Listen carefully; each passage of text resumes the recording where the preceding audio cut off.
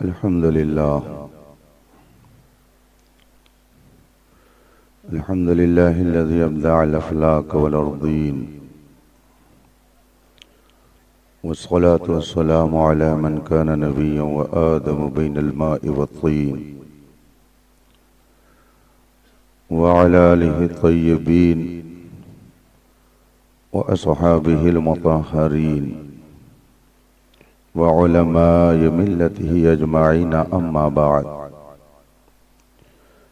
फ़अऊज़ु बिल्लाहि मिनश शैतानिर रजीम बिस्मिल्लाहिर रहमानिर रहीम क़द अफ़लह मन ज़क्काहा व क़द ख़ाब मन दस्साहा सदक़ल्लाहुल अज़ीम व सदक़ रसूलुहुन नबियुल अमीनुल करीम व नहनु अला ज़ालिका लमिनश शाहिदीन व शाकिरीन वल्हम्दुलिल्लाहि रब्बिल आलमीन। मिंबर पाक पर तशरीफ फरमा उलमाए किराम, हाज़रीन बावक़ार, अस्सलामु अलैकुम व रहमतुल्लाहि तआला व बरकातुहू।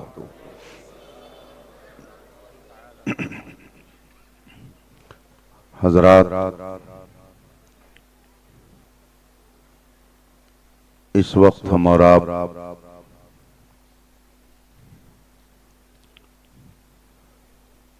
अल्लाह और उसके महबूबों के जिक्र की महफिल में हाजिर हैं।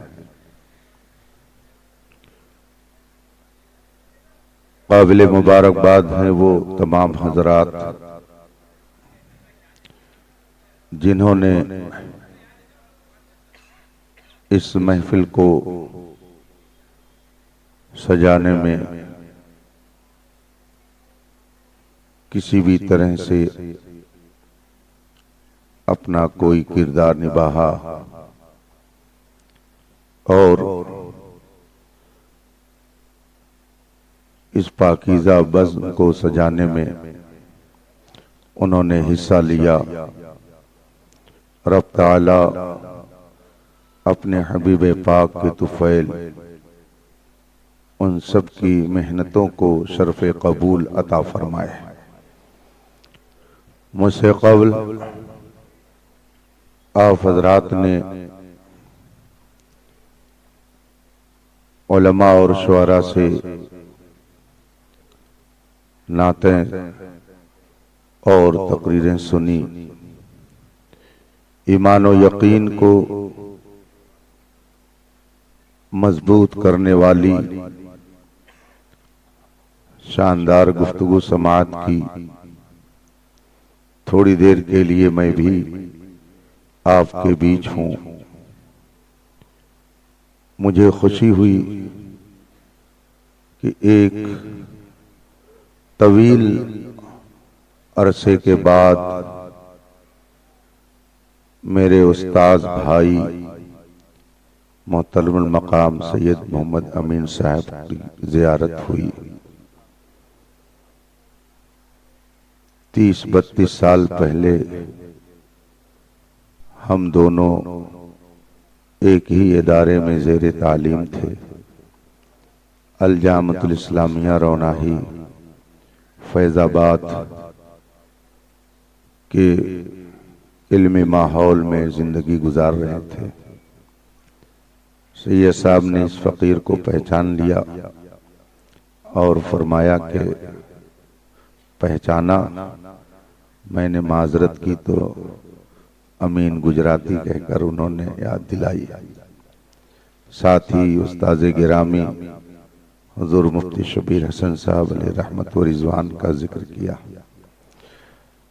अल्लाह तबारक व तआला इन सादात और उलमा के साए करम को हम सबों के सरों पर तादेर सलामत रखे।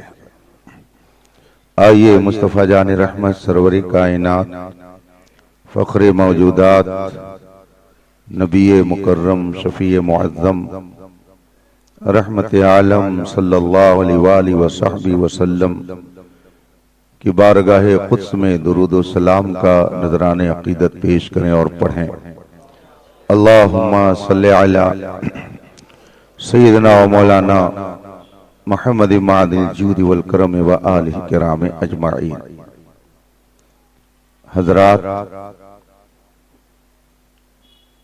ये इजलास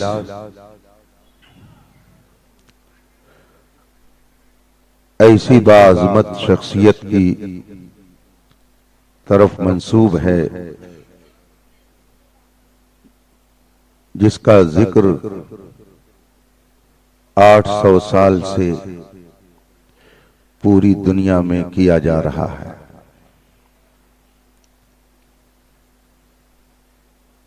समझने वालों को ये समझ लेना चाहिए कि नूरे हक शमे इलाही को बुझा सकता है कौन, जिसका हामी हो खुदा उसको मिटा सकता है कौन।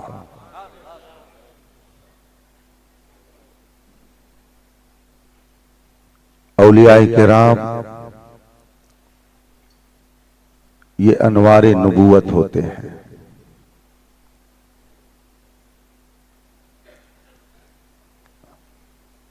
नबूवत की तजल्ली होते हैं। नूर इतनी आसानी से बुझाया नहीं जा सकता। आपने चारों तरफ हाइलोजन लगा रखा है। जितने लोग यहां पर बैठे हैं, इनके अलावा और भी इसी तरह का मजमा जमा हो जाए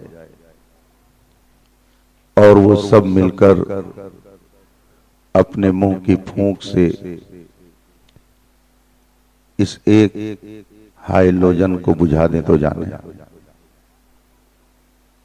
सब लोग मिलकर इस जोरदार रोशनी की बात तो अलग रही, एक कुमकुमा को अगर चाहें कि मुंह की फूंक से बुझा दें तो नहीं बुझा सकते। मुंह दर्द करने लगेगा, ताकत जवाब दे जाएगी, मगर एक मामूली से कुमकुमे को भी मुंह की फूंक से नहीं बुझाया जा सकता। कुरान करीम में अल्लाह ताला इरशाद फरमाता है, युरीदून लियुत्फिऊ नूरल्लाहि बिअफ़वाहिहिम।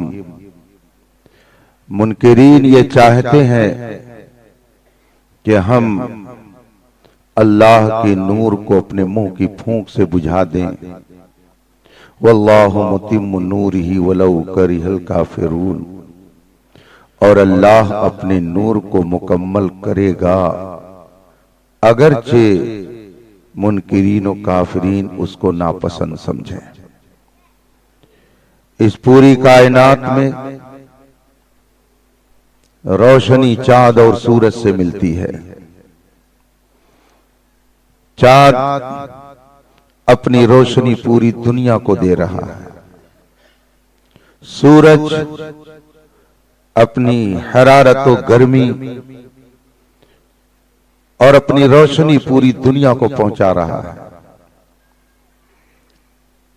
दोस्त और दुश्मन की तफरीक के बगैर लोग उससे नफा उठा रहे हैं। एक मिसाल है, उसको आप अगर जहन में रखेंगे तो बात और आसान हो जाएगी। आपने देखा होगा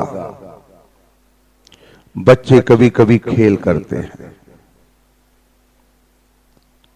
उनके खेल में भी कभी कभी नसीहत मिल जाती है। बच्चे कभी एक आईना लेते हैं और उस आईने को सूरज की तरफ करते हैं और फिर वो किसी शख्स के, अपने दोस्त के चेहरे की तरफ करते हैं। तो जिसके चेहरे पर वो आईना पड़ता है उसकी आंखें चकाचौंध हो जाती है। कभी ऐसा भी होता है कि अगर वो आईना जिसको सूरज के सामने किया गया था उसका रुख किसी तारीक कमरे की तरफ कर दिया जाए तो उसमें भी रोशनी पहुंच जाती है। फर्ज कीजिए आपके मोहल्ले का एक बच्चा यही तमाशा कर रहा था, उसके मुकाबिल में एक और बच्चे ने सोचा कि लाओ मैं इसके अपोज में होकर कुछ तमाशा मैं भी दिखाऊं। उसने आओ देखा न ताओ, घर में गया, आईना लाने की बजाय वो तवा लेकर के आ गया और उसने सूरज की तरफ उसे किया और फिर वो कमरे की तरफ कर रहा है, किसी आदमी की तरफ कर रहा है, मगर उसमें कोई चमक नहीं आ रही है। आईना सूरज की तरफ किया तो उस आईने में चमक आ गई, और वह आईना अगर किसी तारीक कमरे की तरफ किया गया तो उधर भी रोशनी चली गई। लेकिन तवा सुबह से शाम तक सूरज के सामने आप किए रहिए, न वो खुद चमकेगा न किसी और को चमका सकता है। सूरज वही है, रोशनी भी वही है, हरारत और गर्मी भी वही है, मगर क्या वजह है कि आईना खुद रोशन हो गया, कमरे में भी रोशनी को पहुंचा दिया, और तवा खुद भी तवा और तारीक रहा और कहीं उसने रोशनी नहीं पहुंचाई। क्या कोई अक्लमंद ये कहेगा कि इसमें सूरज का कसूर है? कोई अक्लमंद इसको तस्लीम करेगा कि ये सूरज की कमी है? नहीं, हर अक्लमंद ये कहेगा सूरज तो अपनी रोशनी सबको पहुंचा रहा है। यह और बात है कि आईने में ये सलाहियत थी, ये कैपेसिटी थी कि उसने सूरज की किरणों को खुद अपने अंदर जज्ब कर लिया, और फिर उसने जब कमरे की तरफ रुख किया तो वहां भी रोशनी पहुंचा दिया। तो ये उस आईने के अंदर सलाहियत थी कि खुद भी रोशन हो गया और कमरे की तरफ भी रोशनी पहुंचा दिया, और तवा खुद बेसलाहियत था, उसके अंदर सलाहियत नहीं थी कि वो सूरज की रोशनी को कैच करता, इसलिए वो खुद भी तारीक और काला रहा और किसी को रोशन भी नहीं कर सका। बिल्कुल यही हाल इंसान के दिलों का होता है। कुछ दिल मिसले आईना होते हैं और कुछ दिल मिसले तवा होते हैं। मेरे मुस्तफा हिदायत के आफताब व महताब हैं। रसूल कौनैन सल्लल्लाहु अलैहि वसल्लम हिदायत के चांद सूरज हैं। उनकी किरणें पूरी कायनात पे पड़ रही हैं। पूरी दुनिया को मेरे मुस्तफा अपनी किरणों से नूर बख्श रहे हैं। बस फर्क यह है कि मोमिन का दिल मिसले आईना है। मोमिन मिसले आईना होता है और काफिर का दिल मिसले तवा है। मोमिन का दिल मिसले आईना, उसमें नूरानियत मुस्तफा ने घर किया और उसको चमकाया, और जब वो खुद चमका तो जिधर चाहा उधर अपना रुख करके उधर चमका दिया। मुस्तफा जान रहमत सरवरे कौनैन आफताबे हिदायत नूरे खुदा बन करके आए। सिद्दीक अकबर का दिल मिसले आईना था। वो ऐसा चमका, ऐसा चमका, ऐसा चमका कि जिधर रुख कर दिया उधर भी चमक आ गई। और अबू जहल का दिल मिसले तवा था। अबू लहब का दिल मिसले तवा था। न खुद रोशन हो सका न किसी और को रोशनी बख्श सका। रसूल पाक सल्लल्लाहु अलैहि वसल्लम के हिदायत का नूर पूरी दुनिया में बिखरा हुआ है। पूरी दुनिया उससे रोशनी हासिल कर सकती है, मगर ए ईमान वालों, अपनी किस्मत पर नाज करो कि खुदा ने आपका दिल मिसले आईना बनाया था। इस आईने ही की बरकत है कि आपने मुस्तफा जाने रहमत की मोहब्बत के नूर से अपने दिल को जगमगाया। ये आईने की सलाहियत थी कि वो दिल याद मुस्तफा से चमक उठा, और सिर्फ चमका ही नहीं, जब बहुत चमका तो उसने औरों को चमकाया। हुजूर सैयदना गौसे आजम ऐसा आईने की तरह दिल रखते थे कि किरने मुस्तफा ने जब उस पर ज़ौफ़शानी की, रसूल पाक की जलवागरी जब कल्बे गौसे आजम पर हुई, तो उन्हें ऐसा रोशन कर दिया, ऐसा रोशन कर दिया, ऐसा रोशन कर दिया कि वो आबरे करम बनकर सिर्फ हिंदुस्तान में नहीं, आला हजरत की जबान में मजरे चिश्तो बुखारा व इराक़ो अजमेर, कौन सी किश्त पे बरसा नहीं झाला तेरा। वो रहमते इलाही की बारिश बनकर, अनवारे मुस्तफा की शमा बनकर दुनिया में जिस तरफ रुख कर देते हैं, नूरुन अला नूर महफिल हो जाती है। आप इस तसव्वुर के साथ यहां बैठिए कि गौसे आजम की मदद ने अपना नूर यहां भेज दिया है, वरना रात के इस वक्त में, इस माहौल में हम जश्न गौसे आजम मनाने के लिए बैठे ना होते। जिसे चाहा दर पे बुला लिया, जिसे चाहा अपना बना लिया। ये बड़े करम के हैं फैसले, ये बड़े नसीब की बात है। कल्ब उसका मुनव्वर होता है जिसे रब्बे कदीर आईने जैसी सलाहियत अता फरमाता है। इसीलिए तो आला हजरत ने अर्ज किया है, या रसूल अल्लाह चमक तुझसे पाते हैं सब पाने वाले, मेरा दिल भी चमका दे चमकाने वाले। उस नूरे मुस्तफा से गौसे आजम चमके, ख्वाजा गरीब नवाज चमके, हजरते दादा चमके, हजरते साबिर पिया कलियरी चमके, हजरते महबूबे इलाही चमके, आला हजरत चमके, मेरे ताजु शरिया चमके। और फिर ऐसे चमके कि आज दुनिया कह रही है उनका साया एक तजल्ली, उनका नक्शे पा चराग, वो जिधर गुजरे उधर ही रोशनी होती गई। वो खुद चमके और न जाने कितनों को चमका दिया। ये उसी नूरानियत की बरकत है जो फारान की चोटी से तुलू होकर के पूरी दुनिया में फैला। अब इस नूरे इलाही को फूंक से अगर कोई अपनी बुझाना चाहे तो उसका मुंह तो जल सकता है, मगर नूरे इलाही को कोई क़यामत तक नहीं बुझा सकता है। नूरे हक शमे इलाही को बुझा सकता है कौन? जिसका हामी हो खुदा उसको मिटा सकता है कौन?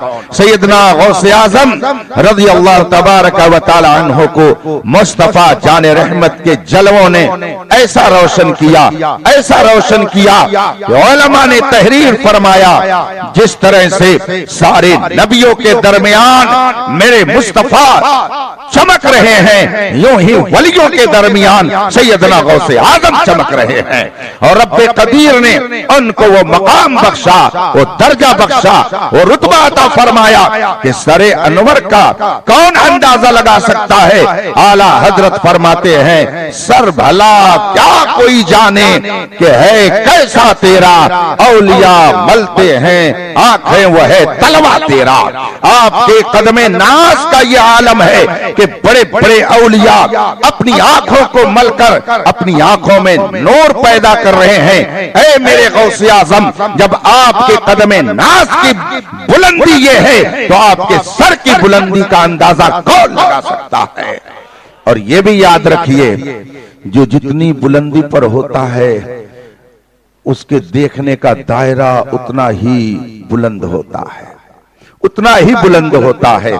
आप अगर नीचे बैठे हों तो आपको कम लोग नजर आएंगे, आप अगर बैठ जाएं तख्त पर तो ज्यादा लोग नजर आएंगे, और अगर आप कुर्सी पर बैठ जाएं तो और ज्यादा लोग नजर आएंगे, और अगर आप छत पे चले जाएं तो और दूर तक देखेंगे, और अगर आप हेलीकॉप्टर से दौरा करने लगे सूरत शहर का तो और दूर तक देखेंगे, फ्लाइट में सफर करने लगे तो पूरा शहर आपको नजर आएगा। इससे मालूम हुआ कि आदमी जू जू बुलंदी की तरफ जाता है उसके देखने का दायरा बढ़ता चला जाता है। जो जितनी ऊंचाई पर होता है वो उतनी ही दूर तक देखता है। गौसे आजम रज़ियल्लाहु ताला अन्हु इरशाद फरमाते हैं, ऐ मेरे मुरीद, अगर तुम मशरिक में रहोगे और मैं मगरिब में रहूंगा और तुम वहां से मुझे पुकारोगे तो मैं तुम्हारी मदद को पहुंच जाऊंगा। फरमाते हैं एक मकाम पर, मुरीदी ला तखफ वाशिन फइन्नी अज़ूमुन कातिलुन इंदल क़िताली, ऐ मुझसे सच्ची मोहब्बत रखने वाले, इरादत रखने वाले, अगर कोई तुम पर हमला करता है तो उससे डर नहीं। अगर तुझे सच्ची अकीदत हासिल है और मेरी इरादत तेरे अंदर पाई जाती है तो अगर तू मुझे पुकारेगा तो मैं जो तुझ पर हमला करेगा उस पर हमला करने के लिए तुम्हारी तरफ से आ जाऊंगा।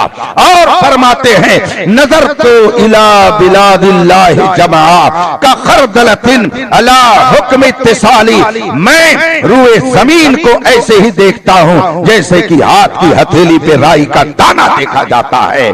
इसका मतलब है कि अल्लाह तबारक व तआला ने हजरत सैयदना गौसे आजम रज़ियल्लाहु ताला अन्हु को वो बुलंदी अता फरमाई, वो बुलंदी अता फरमाई।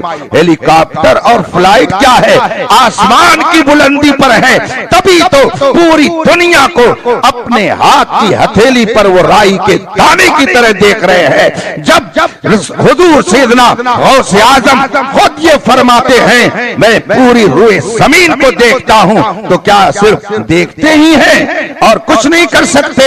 इसीलिए उन्होंने फरमाया, डरने की जरूरत नहीं है, जो तुम पर हमला करेगा मैं तुम्हारी तरफ से उस पर हमला कर दूंगा। इसीलिए आला हजरत ने बड़े ही जज्बे के साथ फरमाया, है रजा यूं न बिलक, तूने ही जय्यद न सही, सैयदे जय्यदे हर दहर है मौला तेरा।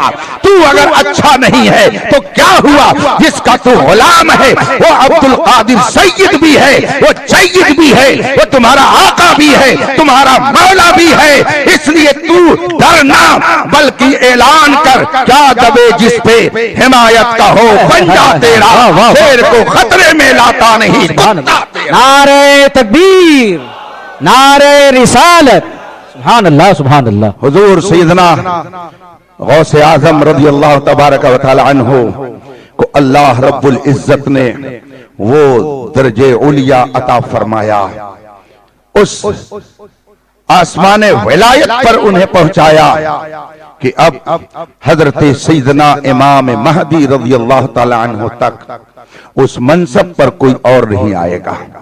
इमाम अहले सुन्नत आला हजरत रज़ियल्लाहु ताला अन्हु इरशाद फरमाते हैं कि ये गौसे आजम ये एक पोस्ट है, एक मनसब है, और ये मनसब सबको नहीं मिलता। इस मनसब पर रसूल पाक सल्लल्लाहु अलैहि वसल्लम की उम्मत में खास खास लोग फाइज किए गए। आला हज़रत इरशाद फरमाते हैं, ये गौसे आजम जो पोस्ट है, इस पोस्ट पर सबसे पहले अल्लाह तबारक व तआला ने हजरत सैयदना सिद्दीक़ अकबर को बिठाया। सबसे पहले इस पोस्ट को पाने वाले उम्मत मुहम्मदिया में हजरत सैयदना सिद्दीक़ अकबर की जात है। गौसे आजम के मनसब पर सबसे पहले हजरत सिद्दीक़ अकबर फाइज हुए और आपके बाद हजरत सैयदना उमर फारूक आजम फाइज हुए। आला हजरत फरमाते हैं, और आपके बाद इस मनसब पर हजरत सैयदना उस्मान गनी फाइज हुए। आपके बाद हजरत सैयदना मौलाए कायनात अली मुर्तजा रज़ियल्लाहु ताला अन्हुम इस मनसब पर फाइज हुए। और आपके बाद हजरत सैयदना इमाम हसन मुश्तबा रज़ियल्लाहु ताला अन्हु इस मनसब पर फाइज हुए। और आपके बाद हजरत इमाम अली मकाम इमाम हुसैन रज़ियल्लाहु ताला अन्हु इस मनसब पर फाइज हुए। आपके बाद इमाम ज़ैनुल आबिदीन रज़ियल्लाहु ताला अन्हु इस मनसब पर फाइज हुए। आगे इरशाद फरमाते हैं, और इस मनसब पर हजरत सैयदना इमाम हसन अस्करी रज़ियल्लाहु ताला अन्हु फाइज हुए, जिनका मज़ार मुबारक इराक़ मुअल्ला में है। अब फरमाते आला हजरत कि सैयदना इमाम हसन अस्करी रज़ियल्लाहु ताला अन्हु के बाद इस पोस्ट और इस मनसब पर अल्लाह तबारक व तआला ने मेरे गौस पूरी दुनिया के गौस हजरत सैयदना शेख अब्दुल कादिर जिलानी रज़ी अल्लाह ताला अन्हु को फाइज फरमाया। हजरत इमाम हसन अस्करी के बाद गौसे आजम की पोस्ट हजरत सैयदना शेख अब्दुल कादिर जिलानी रज़ी अल्लाह ताला अन्हु को अता की गई। और जानते हैं इस पोस्ट का रुतबा क्या है, इस पोस्ट का मकाम क्या है, इसके इख्तियारात क्या हैं? आप दुनियावी तौर पर देखते होंगे, अगर एसडीएम होता है तो उसका इख्तियार सिर्फ तहसील तक रहता है, अगर डीएम होता है तो उसका इख्तियार पूरे जिले में रहता है, कमिश्नर होता है तो उसका इख्तियार 2-4 जिले में होता है, और जो वजीर आला होता है उसका इख्तियार पूरे सूबे पर होता है, जो वजीर आजम होता है उसका इख्तियार पूरे मुल्क पर होता है। ऐसे ही बढ़ते आप चले जाइए तो गौसे आजम रूहानी तौर पर वो पोस्ट है, वो मनसब है कि पूरी दुनिया में जिसको भी दर्जे विलायत मिलता है वो गौसे आजम के दरबार से मिलता है। जिसको जो मनसब मिलता है वो गौसे आजम के दरबार से मिलता है। आला हजरत फरमाते हैं, हजरत सैयदना इमाम हसन अस्करी रज़ी अल्लाह ताला अन्हु के बाद इस पोस्ट पर हजरत सैयदना शेख अब्दुल कादिर जिलानी रज़ी अल्लाह ताला अन्हु को अल्लाह ने फाइज फरमाया। और आगे इरशाद फरमाते हैं, अब ये पोस्ट सैयदना गौसे पाक के पास है और कब तक रहेगी? ये पोस्ट उनके पास कब तक रहेगी? वो इस मनसब पर कब तक रहेंगे? आला हजरत तहरीर फरमाते हैं, हजरत सैयदना इमाम महदी रज़ी अल्लाह ताला अन्हु के आने तक, उस वक्त तक गौसे आजम की पोस्ट सैयदना शेख अब्दुल कादिर जिलानी के पास रहेगी। गोया इमाम महदी के आने तक अगर किसी को विलायत मिलेगी तो गौसे आजम के दर से, किसी को कुतुबियत मिलेगी तो गौसे आजम के दर से, किसी को अगर दर्जा इरशाद मिलेगा तो गौसे आजम के दर से, कोई अवली बनेगा तो गौसे आजम की निगाह इनायत से, कोई अब्दाल की सब में जाएगा, कोई अब्दाल की सब में जाएगा, कोई अशफिया की सब में जाएगा, तो ये सब दर्जा गौसे आजम की बारगाह से पाएगा। इसीलिए आला हजरत फरमाते हैं, ये मेरे गौस, आपका मकाम क्या है, आपका रुतबा क्या है, आपका दर्जा क्या है? आला हजरत क्या फरमाते हैं, जमाना आपका है, कलम आपका है, रोशनाई आपकी है, और दम में आपका जो हुक्म नाफिज हो जाए कोई उसको काटने वाला नहीं है। दम में जो चाहे करे, दौर है शाह तेरा, ये दौर किसी और का दौर नहीं है, ये मेरे गौसे आजम का दौर है। और ये दौर क़यामत की निशानी आने तक, हजरत सैयदना इमाम मेहदी के ज़ुहूर तक ये पोस्ट सैयदना गौसे आजम बड़े पीर दस्तगीर के पास रहेगी। इसीलिए आला हजरत ने फरमाया है, जो वली कब्ल हुए बाद हुए या होंगे, सब अदब रखते हैं दिल में मेरे आका तेरा। तो औलियाए किराम तो उस आका की बारगाह के फैज याफ्ता कहलाएं। अभी हजरत सैयद साहब ने फरमाया कि कुछ ऐसे लोग हैं जिन्हें वलियों की जरूरत नहीं समझ में आती है। हो सकता है कि वो खुद ही अपने आप को उस पोस्ट पर फाइज समझते हों। हम तो अल्हम्दुलिल्लाह वलियों के दर के गुलाम हैं, हम उनके वफा शियारों में हैं, हम उनके गुलामों में हैं। कुरान पाक में एक जगह इरशाद फरमाया गया, यौम नदउ कुल्ल उनासिम बिइमामिहिम, क़यामत के दिन, क़यामत के रोज हम हर शख्स को उसके इमाम के साथ बुलाएंगे। यौम नदउ कुल्ल उनासिम बिइमामिहिम, क़यामत के दिन हम हर शख्स को उसके इमाम और मुक्तदा के साथ बुलाएंगे।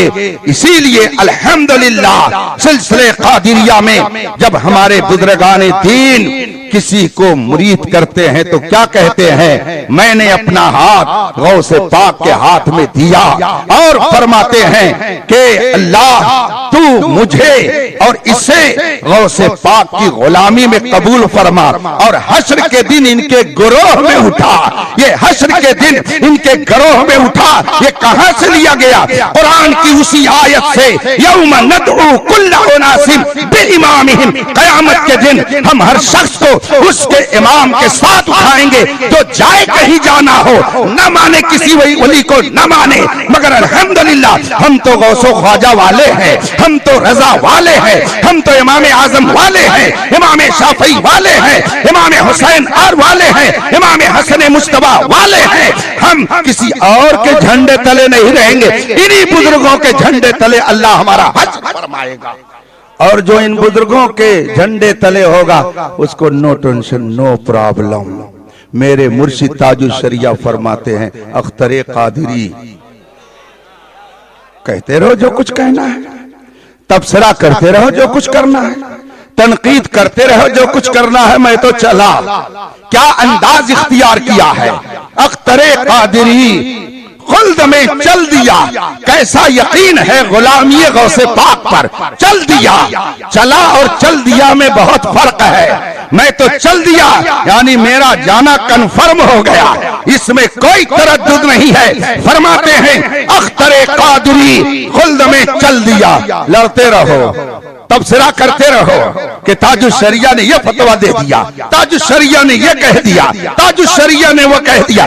जो चाहो कहते रहो, मैं तो चल दिया, मैं तो चल दिया। अख्तरे कादिरी खुल्द में चल दिया। और आगे फरमाते हैं ऐसा थोड़ी है कि मैं अकेले जाऊंगा, मैं ऐसा कायद नहीं हूं कि सबको छोड़ के भाग जाऊं, मैं ऐसा नहीं हूं कि पब्लिक को छोड़ करके चला जाऊं। खुशखबरी देते हुए फरमाते हैं अख्तरे कादिरी खुल्द में चल दिया। खुल्द वाह है हर एक कादिरी के लिए, जो कादिरी बनेगा उसको इंशाअल्लाह जन्नत की बहारें देखने को मिलेंगी। अब ये तो अपने अपने नसीबे की बात है, अपने अपने नसीबे की बात है कि कोई जन्नत का रुख करता है तो कोई जहन्नम का रुख करता है।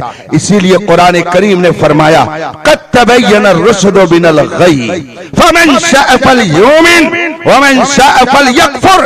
हिदायत और गुमराही क्लियर हो गई, हक और बातिल वाज़ेह हो गया, रोशनी और तारीकी में फर्क हो गया। आज नहीं मानते हो तो कल मैदान महशर में मानना पड़ेगा। आज नहीं तस्लीम करते हो, कल मैदान महशर में तस्लीम करना पड़ेगा। जो लोग खुदा के मुनकिर हैं वो खुदा के वजूद को मानने लगेंगे, जो नबी की नबूवत के मुनकिर हैं वो नबी की नबूवत को तस्लीम करने लगेंगे, और जो गौस की विलायत के मुनकिर हैं वो गौस की विलायत को तस्लीम करने लगेंगे। जो मोमिनों की अजमत के कायल नहीं हैं वो इनकी अजमत को तस्लीम करने लगेंगे। इसीलिए तो आला हजरत फरमाते हैं जब कल मानना है तो आज ही क्यों नहीं मान लेता है। आज ले उनकी पनाह, आज मदद मांग उनसे, कल न मानेंगे कयामत में अगर मान गया।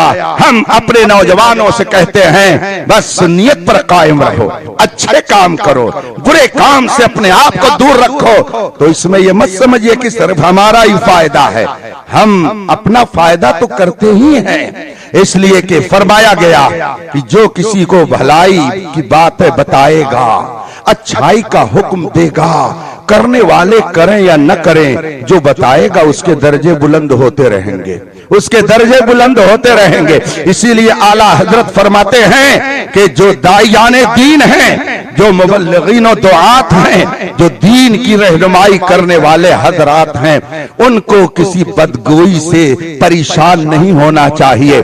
इसलिए कि रब्बे कदीर उनके दर्जात को बुलंद करता रहता है, उनके दर्जे बुलंद होते रहते हैं। अगर आपकी मस्जिद के खतीबो इमाम ने जुमा के रोज तकरीर किया और बुराइयों का कला कमा करने की बातें कही तो आप में से कोई माने या न माने उनका दर्जा बढ़ गया। फिर अगला जुमा आया, फिर उन्होंने तकरीर किया, कोई माने या न माने उनका दर्जा बढ़ गया, उनका दर्जा बढ़ गया। तो जूं जूं उलमा लोगों के सामने हक बात बयान करते रहते हैं, रब्बे कदीर उनके दर्जात को बुलंद करता रहता है।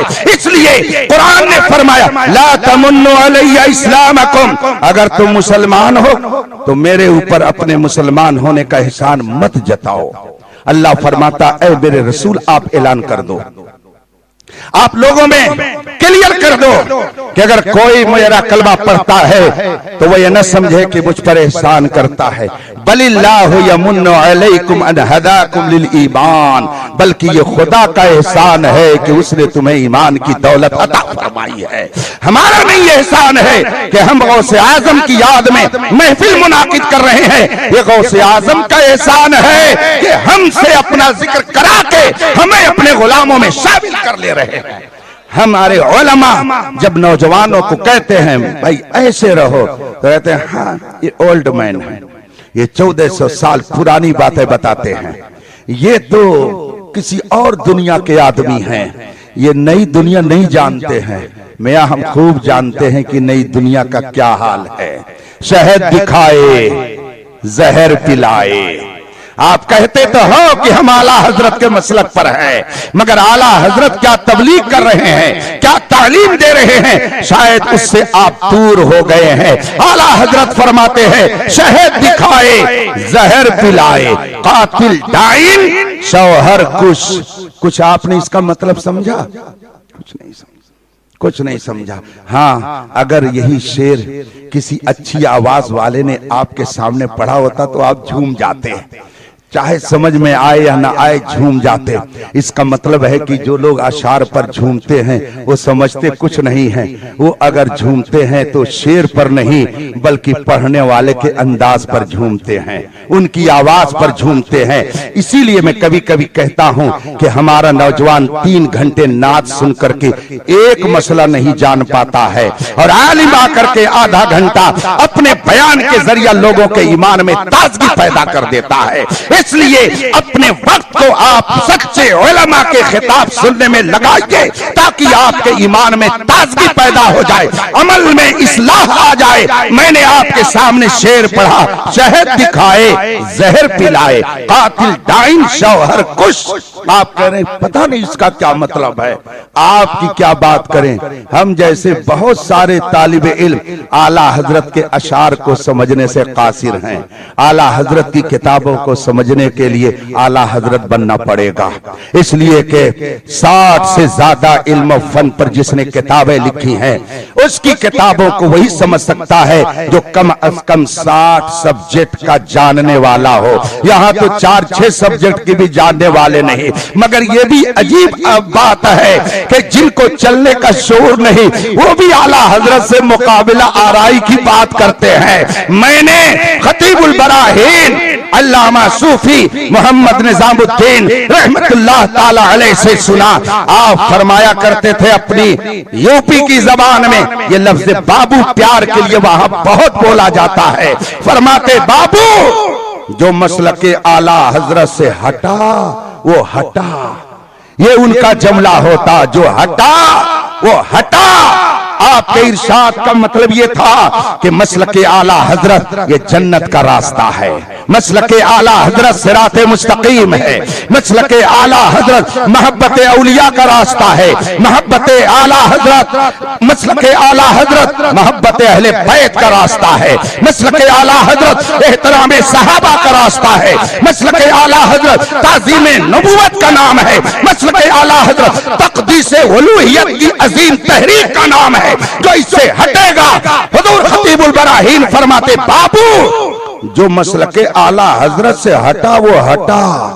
तो कभी कभी मैं कह देता हूं कि और जहन्नम की दीवार से सटा, जब वो सिराते मुस्तकीम से हटा तो जहन्नम की दीवार से सटा, और जब जहन्नम की दीवार से सटेगा, सटना तो दूर की बात है, जरा करीब जाकर के आग का मजा चख ले तब पता चल जाएगा कि कितना जोरदार मजा आता है। अभी मई जून की गर्मी हो, चिलचिलाती धूप, और उस पर फिर गीजर चला दिया जाए और चला दिया जाए और पानी को खौला दिया जाए, अवाब में से किसी साहब को उसी के नीचे खड़ा कर दिया जाए, नहा लीजिए, मजा आ जाएगा, खूब जोरदार गुस्ल आपका हो जाएगा, बिल्कुल पाक साफ होकर के बाहर निकलेंगे, पता चला कि बाहर आपके जनाजे को तैयार करने के लिए सामान रखा होगा।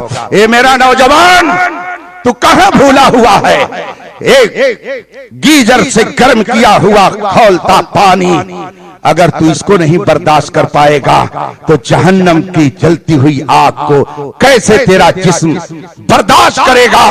कुरान कहता है या अय्युहल इंसान मा गर्रक बिरब्बिकल करीम, ए इंसान कर्म करने वाले परवरदिगार से तुझको किस चीज ने गाफिल कर दिया है।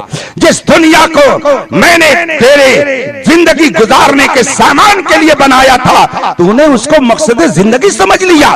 मेरा तरीका कुछ और है, तूने कोई और तरीका अपना लिया। जब तुम्हें बुलाया जाता है तो कहता है कि ये दुनिया से नावाकिफ लोग हैं। आला हजरत ने फरमाया शहद दिखाए जहर पिलाए, कातिल डाइन शौहर कुश।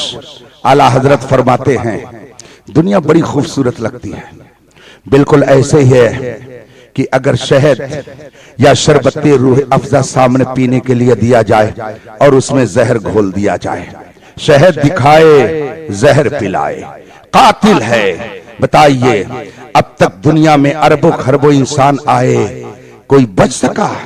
इस दुनिया ने सबको कत्ल कर दिया, सबको अंदर लेकर के चले। जो मरना चाहते थे वो भी गए और जो नहीं मरना चाहते थे वो भी गए, सब गए। कातिल है। और आगे फरमाती है डाइन है। हमारे इधर डाइन बहुत ही खूंखार एक तस्वुराती दुनिया की खातून को समझा जाता है। लोग कहते हैं कि डाइन भी अपने दामाद से प्यार करती है, मगर ये दुनिया डाइन है, जिसको पाती है उसको डस लेती है। आला हजरत फरमाते हैं ये शौहर कुश है, शौहर की कातिल है। आला हजरत फरमाते हैं ये दुनिया के चाहने वाले, आला हजरत की जबान में ये दुनिया एक खूबसूरत बीवी है, उसके चाहने वाले इसके शौहर हैं, मगर ये ऐसी बेवफा बीवी है कि अपने हर शौहर को कत्ल करके अपने अंदर समो ले रही है। दुनिया क्या है? आला हजरत फरमाते हैं शहद दिखाए जहर पिलाए, कातिल डाइन शौहर कुश। इस मुर्दार पे क्या ललचाना, दुनिया देखने वाली है। रफीकान मोहतरम, इस दुनिया की रंगीनी में आकर के आपने अपनी मंजिले मकसूद को भुला दिया है। मंजिल और है और निशाने मंजिल नहीं समझा आपने। निशाने मंजिल और होता है और मंजिल और होती है। मिसाल के तौर पर मुझे अगर बॉम्बे जाना हो, बाय रोड में यहां से चला, 1-2 किलोमीटर में सफर किया कि मैंने फौरन पूछा ड्राइवर से कि ये तो बताओ बॉम्बे कितनी दूर है। उसने कहा हजरत बताता हूं। इतने में एक पत्थर आया, उस पत्थर पर लिखा हुआ था बॉम्बे 200 किलोमीटर। मैंने कहा वो देखो दिख गया, बॉम्बे लिखा हुआ। अच्छा गाड़ी रोको, गाड़ी रोको। ड्राइवर ने कहा गाड़ी क्यों रोके? मैंने कहा वो देखो बॉम्बे लिखा हुआ है, इसका मतलब बॉम्बे आ गया, गाड़ी रोक दो। ड्राइवर कहता रहा नहीं हजरत अभी बॉम्बे दूर है, अभी बॉम्बे नहीं आया है, बॉम्बे अभी दूर है, बंबई जाने के लिए अभी बहुत लंबा सफर तय करना पड़ेगा। मैंने कहा वो लिखा हुआ है, रोको गाड़ी। बेचारा ड्राइवर क्या करता, गाड़ी रोक दिया। मैं उतर गया। अब मैं बॉम्बे देख रहा हूं, हाजी अली किधर है, मखदूम मुहाइमी का आस्थाना किधर है, हजरत बहाउद्दीन का मजार किधर है, मदनपुरा किधर है, हरिजा मस्जिद किधर है, कादरी मस्जिद किधर है, मगर कुछ नजर ही नहीं आ रहा है। मैंने कहा अरे यहाँ तो कुछ दिख ही नहीं रहा है। बंबई में हाजी अली यहाँ नजर नहीं आ रहा, बंबई में हजरत मखदूम मुहाइमी का आस्थाना यहाँ नजर नहीं आ रहा। ड्राइवर मुस्कुरा रहा है, कहता हजरत मैंने तो पहले ही कहा था ना कि अभी बॉम्बे नहीं आई है, आया है या आई है, जो चाहिए कह लीजिए। मैंने कहा फिर क्या, ये तो लिखा हुआ है। कहा हजरत ये मंजिल नहीं है, ये निशाने मंजिल है, ये निशाने मंजिल है। यहां से पता मिलता है कि अभी इतनी दूरी पर है, अभी इतनी दूरी पर है। अगर मैंने निशाने मंजिल को मंजिल समझ लिया और वहीं मैं ढूंढने लगा कहां है फला हॉस्पिटल, कहां है फला बुजुर्ग का दरबार, कहां है हाजी अली का मजार, मैं ढूंढता रह जाऊंगा, मुझे नहीं मिलेगा, इसलिए कि मैं मंजिल पे नहीं ढूंढ रहा हूं, निशाने मंजिल पर ढूंढ रहा हूं। और फिर कुछ देर के बाद अगर मैं मंजिल पर पहुंच गया, देखा तो बड़ी बड़ी बिल्डिंगें हैं, हाजी अली का दरबार भी कुछ दूर पर है, मखदूम मुआयमी का दरबार भी है। कुछ समझा आप लोगों ने? इसका मतलब कुछ समझ में आया?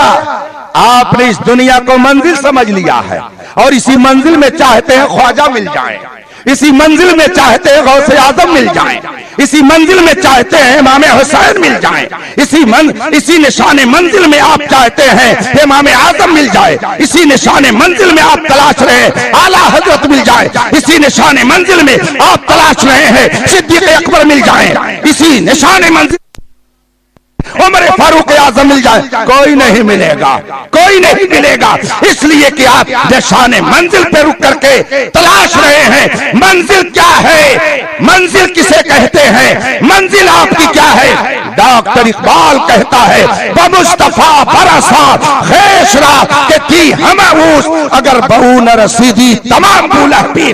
मंजिल तो तुम्हारी दरबारे मुस्तफा है, वहां पहुंचा दो, तुम्हें सिद्दीक अकबर भी मिलेंगे, उमर फारूक भी मिलेंगे, उस्मान गनी भी मिलेंगे, मौलाए कायनात भी मिलेंगे, गौसे आजम भी मिलेंगे, ख्वाजा करीम नवाज भी मिलेंगे। इसीलिए डॉक्टर इकबाल ने कहा है कि मोहम्मद से वफा तूने तो हम, ये जहां चीज है क्या मंजिल तक पहुंचाइए। हम लोग निशाने मंजिल में फंसे हुए हैं, हमने पैसा कमा लिया, समझ लिया कि मंजिल मिल गई, हमने जॉब में अपने आप को लगा दिया, समझ गए कि मंजिल मिल गई, हमने नौकरी शुरू कर दी, हमने समझ लिया कि मंजिल मिल गई। नहीं, ये मंजिल नहीं है, ये निशाने मंजिल है। मंजिल तो दरबारे मुस्तफा है, जो दरबारे मुस्तफा का गुलाम बन जाएगा उसे रब्बे कदीर की रहमतें भी मिल जाएंगी, औलियाए किराम का जलवा भी अपने माथे की आंखों से देखता नजर आएगा। हमारे नौजवानों को जब कहा जाता है ऐसे करो, अरे वाह, 4 रोज तो रहना है, मौलाना कहते ये ना करो वो ना करो, इसी में रह जाएंगे तो दुनिया की रंगीनी से फायदा कब उठाएंगे? शायद आपको नहीं मालूम कि आपके खिलाफ कितनी तहरीकें चल रही हैं। आपके अकीदे को बर्बाद करने की तहरीक है, आपके अमाल को बर्बाद करने की तहरीक है, आपकी तहजीब और आपके कल्चर को बर्बाद करने की तहरीक है, पूरी दुनिया में चल रही है। मैं नाम नहीं लूंगा, मगर एक मौके पर अपने इसी हिंदुस्तान के एक सूबे में गया, वहां मुझे कुछ दानिश्वर हजरात ने आके बताया कि हजरत, हमारे इस खित्ते में कभी नौजवानों के साथ वो हालत नहीं होती थी जो आज हो रही है। हमने कहा क्या हुआ? कहा बहुत प्लानिंग के तहत इस्लाम दुश्मन तहरीकों ने हमारे नौजवानों को एक चीज का आदी बना दिया। इसी हिंदुस्तान के एक सूबे की बात कर रहा हूं, आदी बना दिया। हमने कहा इसमें उनका क्या फायदा है? कहा कई फायदा है। हमने कहा आप बताइए। कहा सबसे पहला फायदा ये कि अल्लाह तबारक व तआला ने जो हुस्न जमाल अता किया, चंद साल तक आदमी उसका आदी हो जाए, चेहरे का जुग्राफिया बदल जाएगा, हुस्न जमाल खत्म हो जाएगा, ताकत व कुव्वत खत्म हो जाएगी, डिफेंस एनर्जी लॉस हो जाएगी, ये नुकसान होगा। और दुश्मनाने इस्लाम ये चाहते हैं ये इस्लामी नौजवान न चेहरे से ठीक लगे, न जज्बा इनका बेहतर रहे, न इनके अंदर जज्बाती कैफियत पैदा होने पाए, इसलिए बड़ी तेजी से इनके अंदर फलां चीज दाखिल की जा रही है। और अब तक कई 100 नौजवान मौत के घाट उतर चुके हैं। उनको ना तो किसी गोली से भूना जा रहा है, न उनके ऊपर तलवार चलाई जा रही है, न उनके ऊपर और कोई असलहा इस्तेमाल किया जा रहा है, मगर उनको सिलो पॉइजन के तौर पर नशे का आदी बनाकर उनको मौत के घाट उतारा जा रहा है। और मुस्लिम मुआशरे में ये चीज बर्पा करने की बड़ी तेजी से जिद्दोजहद जारी है। मैं इत्तेफाक से एक मर्तबा दिल्ली से भुवनेश्वर उड़ीसा प्रोग्राम में जा रहा था। दिल्ली फ्लाइट में मैं बैठा, ये मैं अपनी बात बता रहा हूं। मैं फ्लाइट में बैठा, जब फ्लाइट प्रवास करने लगी, फजा में पहुंच गई। मेरी अपनी आदत है, मैं किताबों का मुताला करता रहता हूं। मैं अपने नौजवानों से कहूंगा, मैं तलबा अगर हैं तो उनसे अर्ज करूंगा, पढ़िए। इल्म पढ़ने से आता है, इल्म मुताला से आता है। मैंने हुजूर ताजुश शरिया अलैहि रहमत व रिजवान को देखा कि उम्र के आखिरी हिस्से तक वो किताब पढ़ करके दूसरों से सुनते रहे, पढ़वा कर सुनते रहे। मोटी मोटी किताबें, पूरी किताब पढ़वाते थे और सुनते थे। मुताला के इस कदर शौकीन थे। मैंने खतीबुल बराहीन हजरत सूफी निजामुद्दीन रहमतुल्लाह ताला अलैह को देखा। उस वक्त जब आप गुमशुदगी के बाद आपकी दरियाफ्त हुई और आपको लाया गया तो उनकी जियारत के लिए लोग जाते थे, खैरियत मालूम करने के लिए जाते थे। एक रोज दोपहर में मैं भी गया। हजरत मौलाना हबीबुर रहमान साहब भी तशरीफ फरमा थे। हजरत खतीबुल बराहीन रहमतुल्लाह ताला अलैह से मैंने मुलाकात की। दोपहर का वक्त था, दस्तरखान लगाया गया। हम मौलाना दीन साहब अली रहमत व रिजवान ने एक दस्तरखान पर खाना खाया। खाने के बाद धूप में हजरत को बैठाने की जरूरत महसूस की गई। ठंडक का मौसम था, चटाई बिछा दी गई और एक खंबे के सहारे तकिया लगाकर हजरत को बैठा दिया गया। और इतना ही नहीं, बगैर कहे हुए खादिम ने ला करके बगल में किताब रख दी। अलील है और कैफियत कुछ और है, मगर खाने के बाद किताब ला करके बगल में रख दी गई। मैं भी बैठा देखता रहा। थोड़ी देर के बाद हजरत ने खुद किताब खोली। मेरी नजर पड़ी तो सुभान अल्लाह, किताब कौन सी थी? हदायत बख्शिश रखी हुई है। हदायत बख्शिश उठाते हैं और उसके बाद में एक एक वरक उलटते जाते हैं और एक जगह जाकर के किताब को खोल करके रख देते हैं और अपने मखसूस अंदाज में। आज तक वो नक्शा मेरी नजर में है, वो हलिया मेरी नजर में है, वो तस्वुरात सब मेरे जहन में अभी भी मौजूद है। हजरत खतीबुल बराहीन ने किताब खोली, हदायत बख्शिश का वरक खोलना शुरू किया और फिर एक जगह जाकर के रुक गए और उसके बाद में पढ़ना शुरू कर दिया। सबसे औला व आला हमारा नबी, सबसे पाला वो वाला हमारा नबी। ये पढ़ते जा रहे हैं और खूब झूमते जा रहे हैं। मेरे दिल ने कहा अल्लाह का करम है कि अगरचे हजरत खतीबुल बराहीन इस वक्त अली चल रहे हैं, मगर याद मुस्तफा में इनका दिल बहुत सेहतमंद है। इसीलिए ये खाने के पहले भी और खाने के बाद भी अपने लिए कोई रूहानी ग़िज़ा समझते हैं तो मुस्तफा की हम तो सना को अपनी रूहानी ग़िज़ा करते हैं। जिसको हो दर्द का मजा, नाज़े दवा उठाए क्यों। हजरत खतीबुल बराहीन रहमतुल्लाह अलैह उस वक्त भी किताब पढ़ पढ़ करके अशार लोगों को सुना रहे हैं। मैं बैठा बहुत देर तक हजरत के मखसूस अंदाज को मुलाहिजा करता रहा। मैं अर्ज़ कर रहा था कि पढ़ें, किताबों का मुताला करें। अपने घरों में खास तौर से जो मेहमान खाना आपका हो, अगर आपके घर में एक अलग मेहमान खाना बना हुआ है, वहां चंद किताबें रखिए। हर जबान में मजहबी किताबें मौजूद हैं, हर जबान में आपको किताबें दस्तयाब हैं।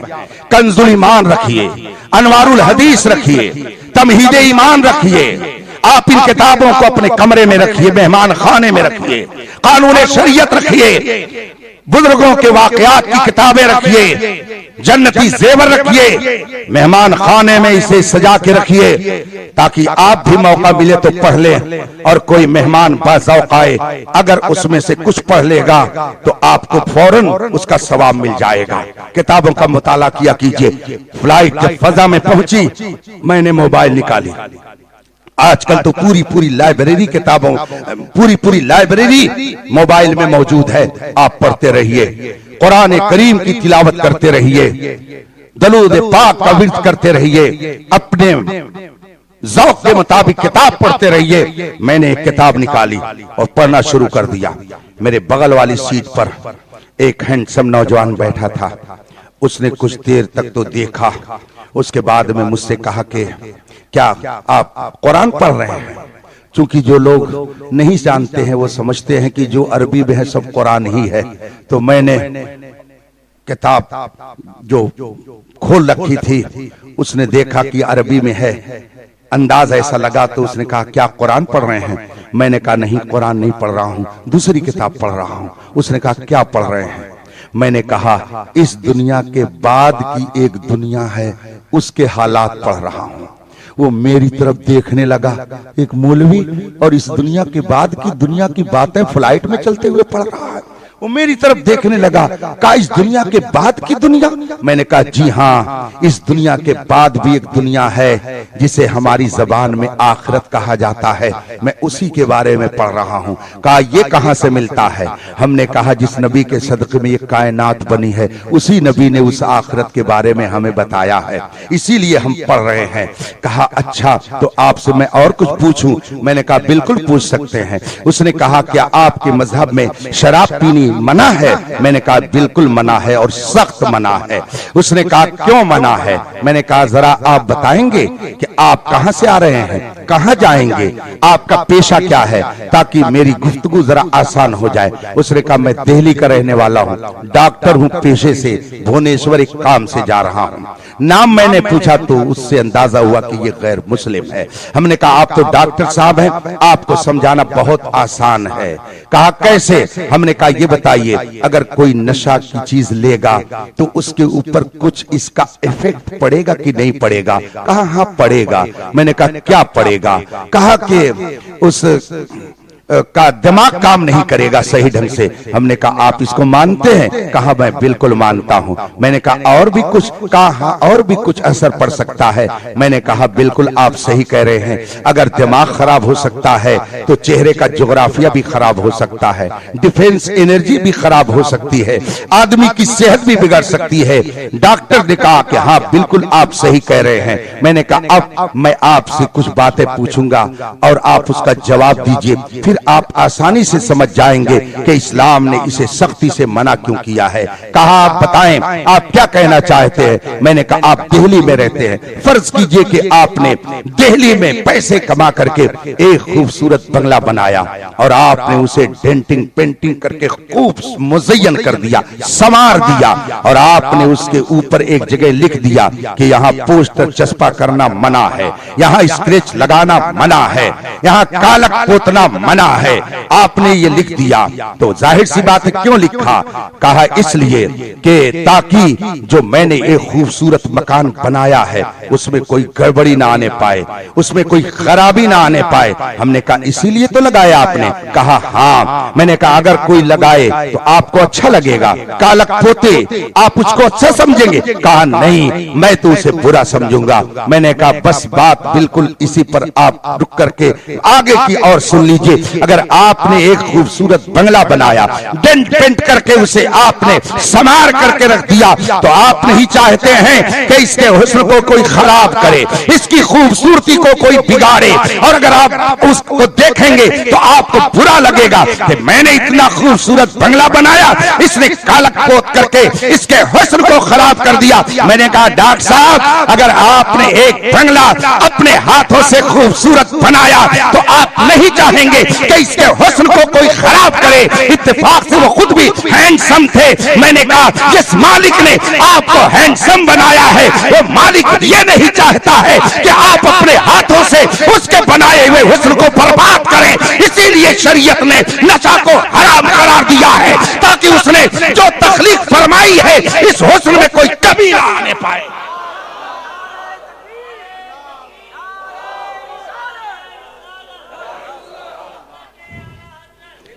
मेरे नौजवानों, आप अपने आप को कहां दुनिया की रंगीनी में ले जाना चाहते हैं?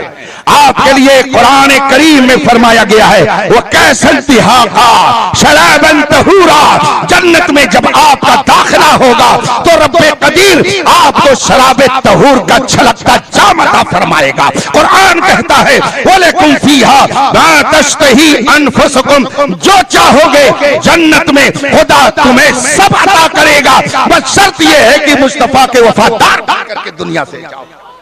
रफीकान मोहतरम, हम जब सुनते हैं कि हमारा नौजवान यूं बिगड़ रहा है, यूं खराब हो रहा है, तो इसलिए तकलीफ होती है कि एक दिली रिश्ता हर मोमिन से है।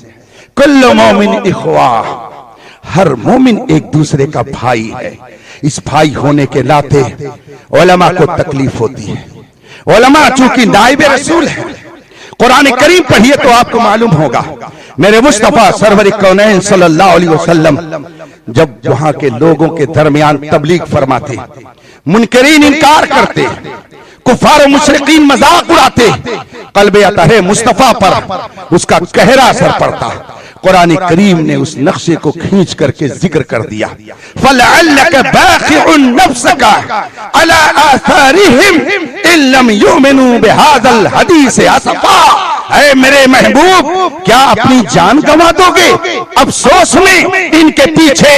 अगर ये ईमान नहीं लाते हैं, अगर ये ईमान नहीं लाते हैं तो आप अपनी जान को क्या ज़ाय कर देंगे? आपसे कुछ नहीं पूछा जाएगा। ला तुसअलु अन अस्हाबिल जहीम, जहन्नम में जो जाएगा आपसे नहीं पूछा जाएगा कि क्यों ये जहन्नम में गए, आपने तबलीग का फरीजा पूरा कर दिया है। अगर ये नहीं मानते हैं तो आपको रंजीदा होने की जरूरत नहीं है। मैं इनको जहन्नम का मजा दिखाऊंगा और जो आपके वफादार होंगे उनको जन्नत के आला मकाम में फाइज फरमा दूंगा। इसलिए अगर आप उलमा की बातों पर अमल करेंगे तो इंशाअल्लाह यहां भी आपका नफा होगा और वहां भी नफा होगा। बुजुर्गों के दामन से वाबस्ता रहिए, हरामकारी से अपने आप को बचाइए। पहले लोग कहते थे अभी हम तो 40 साल के हैं, अभी तो हम 50 साल के हैं, अभी हम तो 25 साल के हैं, अभी तो बहुत दिन बाकी है। मगर क्या आज भी वही हाल है? न जाने किस गली में जिंदगी की शाम हो जाए, न जाने किस गली में जिंदगी की शाम हो जाए। इसलिए आखिरत का कुछ तोशा अपने दामन में रख लीजिए, बुराइयों से दूर हो जाइए। हर सुबह हर शाम नबी की बारगाह में आपका अमल पेश किया जाता है। रसूल पाक की बारगाह में रोजाना हर उम्मती का अमल पेश किया जाता है। जिसके अमाल अच्छे होते हैं मुस्तफा देख करके खुश होते हैं, और जिस उम्मती के अमाल में खराबियां लिखी होती है मेरे मुस्तफा उससे नाराज होते हैं। ए मेरे नौजवानों, तुम आई लव मोहम्मद कह करके हक नहीं अदा कर सकते हो। सिर्फ जबान से कह देने से कुछ नहीं होता है कि मोहम्मद से वफा तूने तो हम तेरे हैं। वफा ये है कि नबी ने जो फरमाया उस पर अमल किया जाए, नबी ने जिससे मना किया है उससे रुक जाए। नबी की वफादारी ये है कि उनके नामे पाक पर दिलो जानो माल सब तज दिया जाए, फिर भी ये कहा जाए हक तो ये है कि हक अदा ना हुआ। अल्लाह तबारक व तआला हमें एक और नेक बनकर रहने की तौफीक अता फरमाए।